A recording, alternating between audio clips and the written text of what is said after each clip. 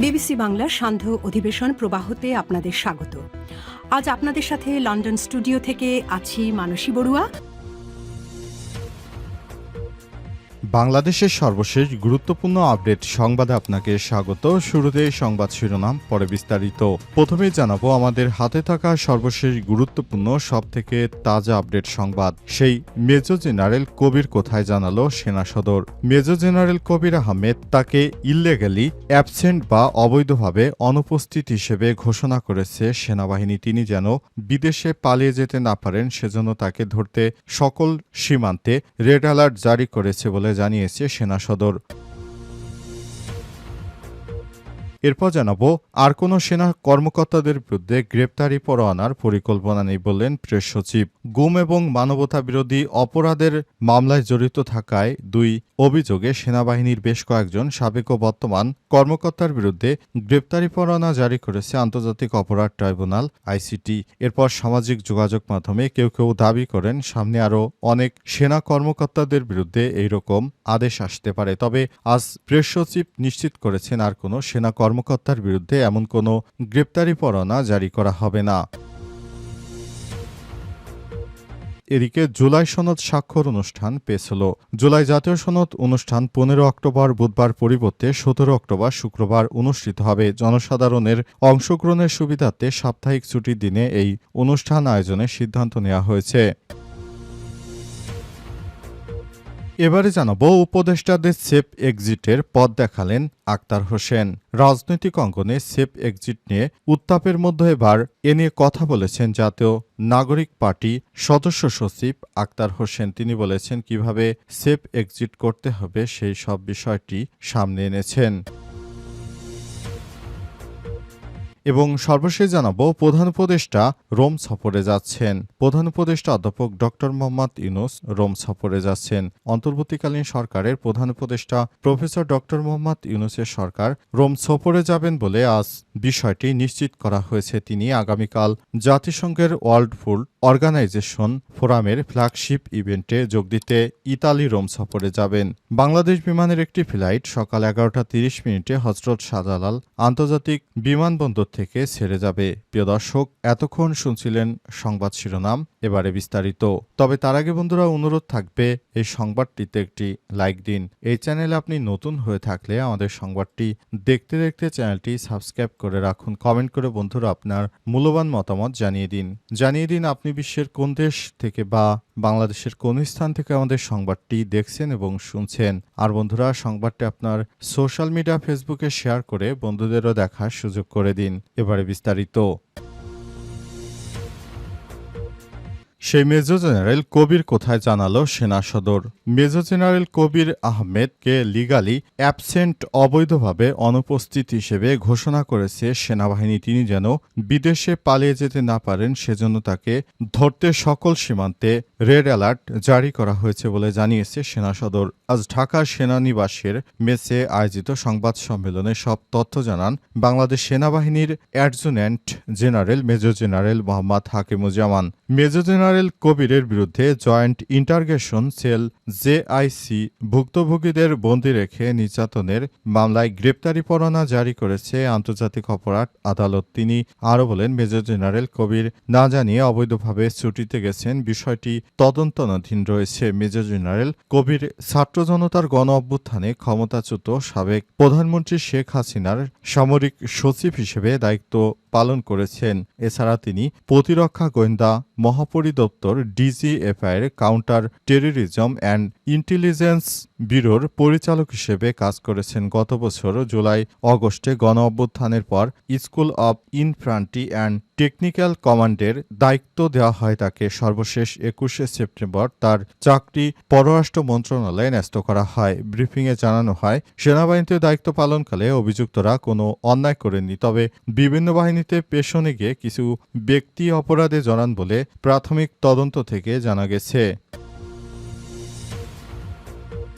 আর কোনো সেনা কর্মকর্তার বিরুদ্ধে গ্রেপ্তারি পরোয়ানার পরিকল্পনা নেই বললেন প্রেস সচিব। গুম এবং মানবতাবিরোধী অপরাধে যেসব সেনা কর্মকর্তারা জড়িত সেসব সেনা কর্মকর্তাদেরকে হেফাজতে নেওয়া হয়েছে, তবে যেসব সেনা কর্মকর্তারা এসব ঘটনার সঙ্গে যুক্ত নয় তাদের বিরুদ্ধে কোনো গ্রেপ্তারি পরোয়ানা জারি করা হবে না বলে জানিয়েছেন অন্তর্বর্তীকালীন সরকারের প্রেস সচিব শফিকুল আলম। আজ তিনি সংবাদ সম্মেলনে এসব কথা জানান। প্রেস সচিব আরও বলেছেন, বিগত সময়ে গুম খুনে সরাসরি শেখ হাসিনাকে সব সেনাবাহিনীর কর্মকর্তারা, ডিজিএফআইয়ের কর্মকর্তারা তারা মদত দিয়েছে, কিন্তু শেখ হাসিনা পালিয়ে যাওয়ার পর তাদেরকে বিভিন্ন জায়গায় বদলি করা হয় এবং অবশেষে তাদেরকে সেনা হেফাজতে নেওয়া হচ্ছে।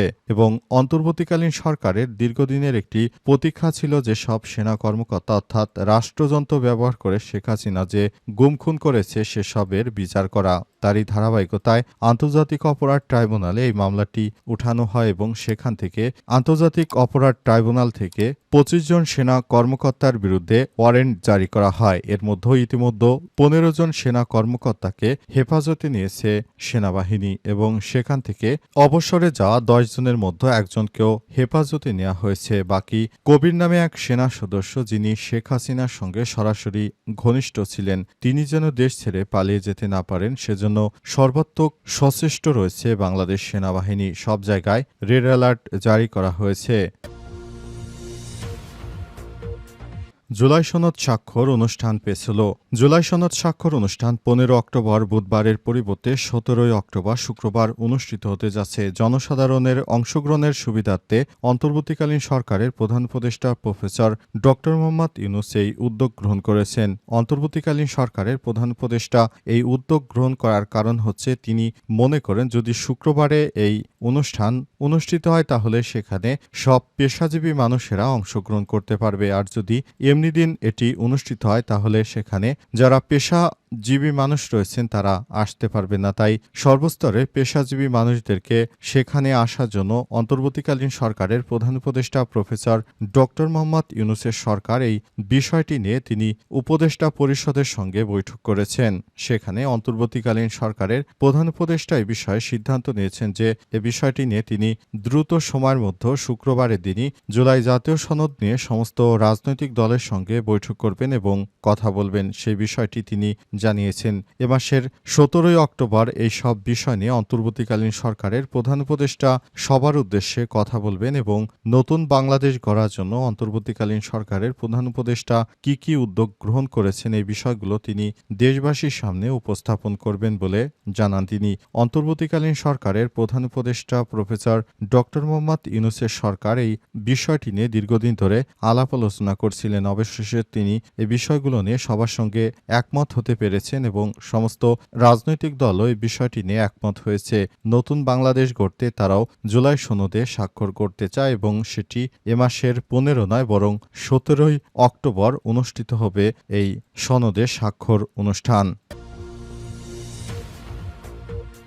প্রধান উপদেষ্টা আগামীকাল রোম সফরে যাচ্ছেন। প্রধান উপদেষ্টা অধ্যাপক ড মোহাম্মদ ইউনূস ওয়ার্ল্ড ফুড ফোরামের ফ্ল্যাগশিপ ইভেন্টে যোগ দিতে আগামীকাল ইতালির রোমে যাচ্ছেন। প্রধান উপদেষ্টা তার সফরসঙ্গীদের বহনকারী বাংলাদেশ বিমানের একটি ফ্লাইট সকাল 11:30 হজরত শাহজালাল আন্তর্জাতিক বিমানবন্দর ত্যাগ করবে। অন্তর্বর্তীকালীন সরকারের প্রধান উপদেষ্টা প্রফেসর ড মোহাম্মদ ইউনূসের সরকার বিষয়টি আগে থাকতেই নিশ্চিত করেছেন। তিনি অন্তর্বর্তীকালীন সরকারের প্রধান উপদেষ্টা আরও নিশ্চিত করেছেন নতুন বাংলাদেশ গড়তে আমরা সব ধরনের প্রস্তুতি নিচ্ছে এবং বাংলাদেশটা যেন একটি ভালো অবস্থানে যায় সেজন্য অন্তর্বর্তীকালীন সরকারের প্রধান উপদেষ্টা এই জাতিসংঘের ওয়ার্ল্ড ফুড অর্গানাইজেশন সম্মেলনে যোগ দেবেন। সেখানে প্রবাসী বাংলাদেশি যারা রয়েছেন তারা মনে করেন ইতালির সঙ্গে ভিসা জটিলতা এবার ঠিক হয়ে যাবে।